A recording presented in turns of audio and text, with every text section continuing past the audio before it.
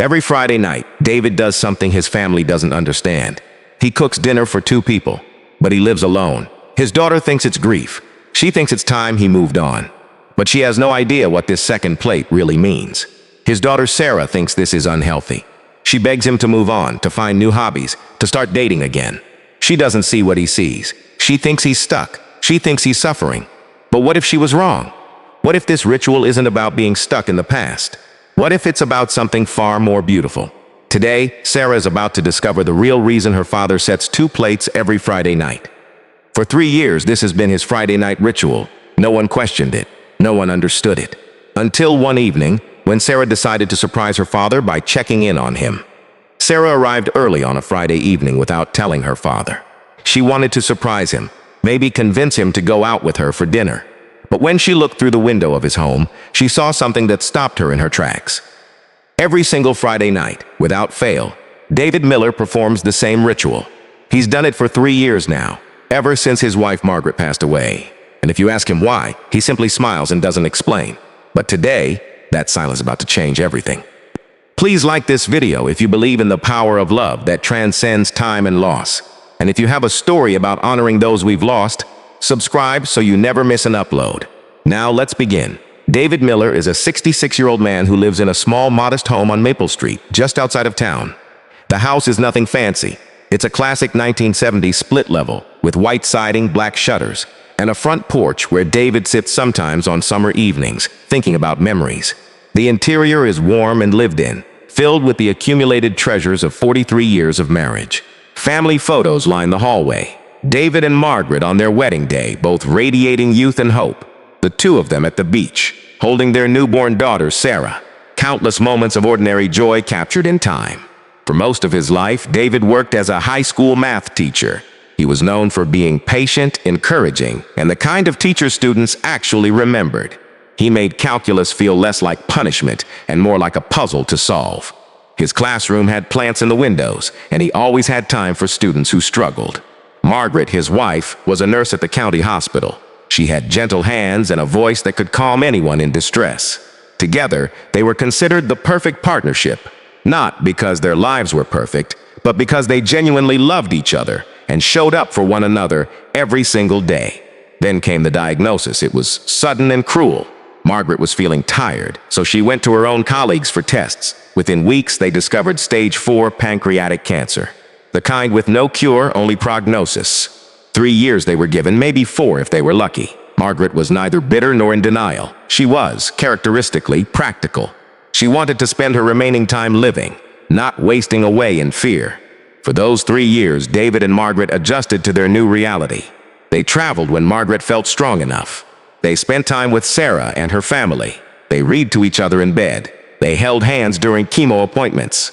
And on Friday nights, they maintained one special tradition. David would cook dinner, Margaret would set the table, and they would eat together by candlelight, talking about everything and nothing, savoring each bite and each moment. Margaret died on a Thursday in October. Sarah was with her. David was holding her hand. Her last words were to David, "Keep cooking. Don't let this stop you from the things you love." Those words became David's anchor. In the weeks following Margaret's death, the grief was suffocating. He couldn't sleep in their bed. He couldn't watch television because commercials would catch him off guard and send him spiraling. He couldn't go to the grocery store without breaking down in the produce section. But something shifted when the first Friday after Margaret's death arrived. David found himself in the kitchen, pulling out the ingredients for meatloaf. Somehow, his hands remembered exactly how to make it the way Margaret loved it, not too dry, with a hint of brown sugar and Worcestershire sauce mixed into the meat. He made mashed potatoes from scratch, not the instant kind. He steamed fresh green beans. He brewed coffee in the old percolator they'd owned for 30 years. And then, without really thinking about it, he set 2 plates at the table. That first Friday, sitting alone at the table with food for 2, something miraculous happened. David didn't cry. Instead, he felt Margaret's presence so strongly that he could almost believe she was sitting across from him. He imagined her telling him about her day. She was retired, so her days were fictional, but that was part of the game. He imagined her laughing at his jokes. He imagined her reaching across the table to steal a piece of green bean from his plate, a habit she'd had for decades. When he finished dinner, David felt lighter. not healed. That word is too simple for what was happening, but lighter. As if by honoring their Friday night tradition, by refusing to let grief stop him from the things he loved, he was keeping Margaret alive in a way that mattered. Next Friday, he did it again. And the next. And 3 years later, David still sets 2 plates every Friday night. He still cooks the meals Margaret loved. He still talks to the empty chair across from him, sharing stories about his week, asking her questions, and somehow always feeling like he's heard her answers. But his daughter Sarah doesn't understand. To her, it looks like her father is frozen in time. She sees it as grief that's gone too far, a man who can't move forward, who's building his life around the absence of someone, rather than the presence of everyone left. "Dad, you need to move on," Sarah has told him countless times. "It's been 3 years. Maybe you should start dating, join the senior center, find new hobbies. You can't spend the rest of your life cooking for someone who isn't here." David listens patiently to his daughter's concerns. He hears the love underneath her words. He knows she worries about him. But he always gives the same gentle response. "I'm doing fine, sweetheart. I'm honoring your mother's memory and feeding myself well. Let me have this." Sarah has come to accept that she'll never fully understand her father's ritual, but she doesn't like it. There's something in it that feels wrong to her. Something she interprets as unhealthy attachment rather than what it really is. A love so profound that it refuses to be diminished by death. Then came the Friday when everything changed. Sarah had been having a terrible week. Her marketing job was demanding, her teenage son was giving her problems, and her marriage was going through a rough patch.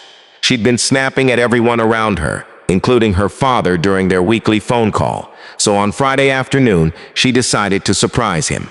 She would drive over, they would have dinner together, and maybe, just maybe, she could convince him to try going out to a restaurant instead of cooking alone. She didn't call ahead. She pulled up to the house around 6 o'clock, just as dusk was settling over the neighborhood.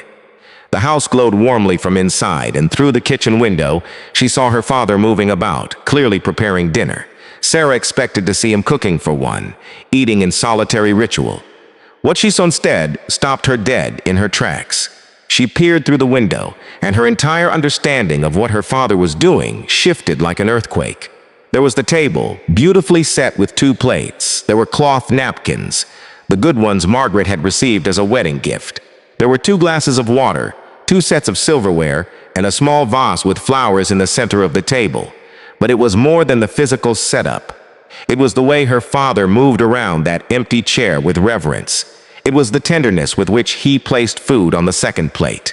It was the way he gazed at the empty seat as he set it down, and the soft smile on his weathered face. David wasn't eating to someone's memory in a depressed, stuck way. He was celebrating it. He was keeping something alive that mattered more than anything else in the world. And looking at him now, Sarah suddenly realized that her father wasn't suffering. He was at peace. Sarah watched as David sat down, bowed his head briefly. Not in prayer exactly, but in gratitude, and then began to eat. She saw him occasionally glance at the empty chair, and she could read his lips as he spoke softly. "This meatloaf turned out well this week. I think you'd approve. I added a touch more molasses, just like you always suggested." Sarah felt tears streaming down her face. Not sad tears, something more complex. Tears of recognition, tears of understanding. Tears of profound love for a father who had figured out something she was only now beginning to grasp. That true love doesn't end when someone dies. It transforms, it evolves. It finds new ways to exist. She knocked on the door, and when David opened it, his face showed surprise, then joy.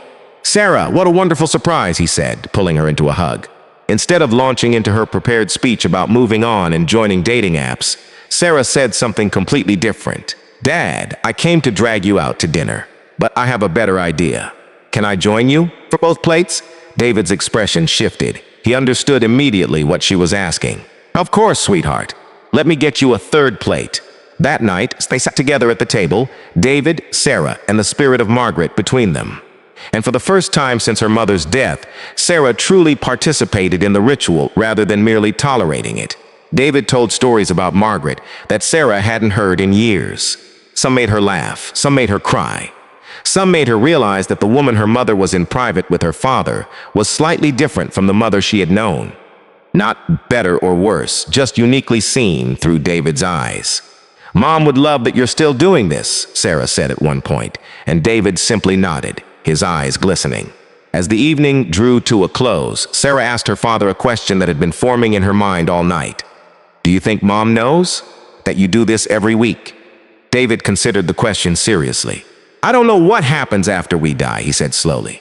"I'm not particularly religious, as you know.